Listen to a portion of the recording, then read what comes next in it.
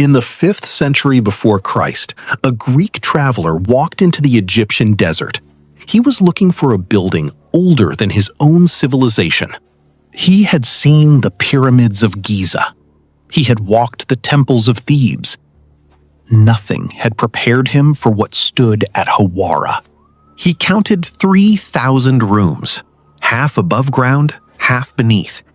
He wrote that no work of the Greeks could equal it, that even the pyramids, the Great Pyramids, surpassed it not. He named it the Labyrinth, and then he wrote one sentence that historians have argued about for 2,500 years. He wrote, "I have seen this with my own eyes, and it is greater than any work of man." The man who built it was a pharaoh named Amenemhat, the third of his name. He had ruled Egypt 1,400 years before Herodotus stood before his tomb. And by the time you finish watching this, you will understand why someone, long after Amenemhat was gone, decided that this place could not be allowed to stand. 1,400 years before Herodotus stood in the desert, a man was carried in a golden chair through the streets of a city that no longer exists. His name was Amenemhat, the third of his name. He was the 6th pharaoh of the 12th dynasty, and the last who would matter. Egypt under his rule was the wealthiest kingdom on earth. The Nile filled its granaries, its borders were quiet, its gods were honored. But Amenemhat was not satisfied. He looked at the desert west of the Nile and saw something no pharaoh before him had seen. He saw a swamp, and he decided to make it the breadbasket of Egypt. He ordered a canal dug from the Nile to the depression, 27 miles long, by hand, through stone. It took a generation. When it was done, the Fayoum had become a lake, and around the lake, fields where there had been only sand. Egypt could feed twice as many people. He was 43 years old. He had 32 more years to rule, and he had only just begun. He was 60 years old when he gave the order, the greatest building project of his life, of any pharaoh's life. On the southern shore of the lake he had made, beside the pyramid where he would be buried, he would build a temple unlike anything Egypt had ever seen. 12 roofed courtyards, 3,000 rooms, half above ground, half beneath. A single outer wall enclosing all of it. Every courtyard would belong to one of the gods of Egypt. Every chamber would hold a part of his reign, the records, the laws, the offerings, the dead. But at the heart of the temple, at the center, Amenemhat placed a god the priests of Egypt did not love. Sobek, the crocodile god of the Fayoum, the god who ate the dead, the god the old priesthood of Ra had spent 1,000 years pushing into the shadows.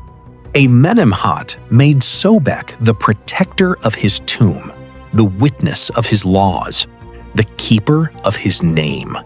He did not know, could not know, that this choice would be the reason his name was hunted. He died in the 46th year of his reign, older than any pharaoh before him, buried beneath the pyramid he had built beside his labyrinth. The priests sealed the chamber with stones the size of houses. They poured sand into the corridors so no thief could pass. They believed it would last forever. Above ground, his son took the throne, Amenemhat IV. He ruled for 9 years. He left no monuments, he left no children. And then his sister took the throne, Sobek-Neferu, the first woman to rule Egypt as pharaoh. She named herself for the crocodile god her father had loved. She ruled for less than 4 years, and when she died, without an heir, without a son, without a chosen successor, the 12th dynasty ended with her. The kingdom her father had built, the strongest Egypt had ever been, began to come apart in the hands of strangers. For 200 years, Egypt fell into chaos. Foreign kings ruled the north. Famine took the south.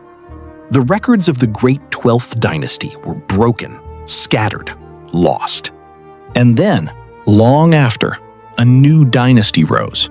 Strong, ambitious, hungry. They looked back at the past and decided which parts of it they would keep. And what they did not want, they did not destroy. They did something worse. They forgot.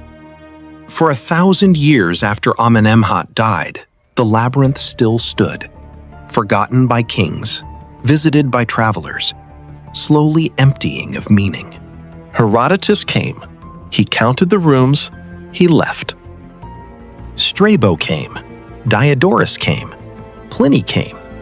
Each one wrote that no building on earth compared to it. Each one left. And then, 300 years before Christ, a new kind of king came to Egypt. He was Greek. He did not worship the old gods. He needed stone. Ptolemy II wanted a new city for his queen. The desert had stone. The labyrinth had stone. The choice was not difficult. Stone by stone, the labyrinth was carried away. The courts were broken. The columns were broken. The roof came down. What could be reused was reused. What could not was buried, broken, scattered. The greatest building of Egypt was turned into the foundation of someone else's city. And the underground chambers, the 1,500 rooms beneath the earth, they could not break those. So they sealed them, and they let the desert do the rest. 2,000 years passed.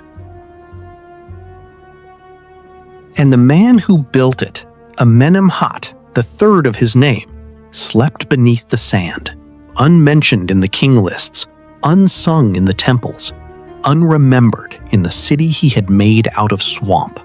In the year 1888, a British archaeologist arrived at Hawara. His name was Flinders Petrie. He had come looking for the labyrinth. He found nothing standing. He found no walls. He found no rooms. He found what he later called a great bed of chips. Limestone fragments, painted shards, the remains of 300 meters of foundation, 4 meters thick, buried beneath the sand. The labyrinth had not vanished. It had been broken, and broken, and broken again. Petrie wrote his report. He drew his maps. He moved on. The labyrinth, what was left of it, was once again left to the sand. For another 120 years, no one came back. The desert kept its silence. The pharaoh kept his sleep. And then, in 2008, they came back with machines that could see beneath the earth, beneath the sand, beneath 2,000 years of silence. The radar found them. The underground chambers, still there, still sealed, still waiting. 1,500 rooms, exactly as Herodotus had counted.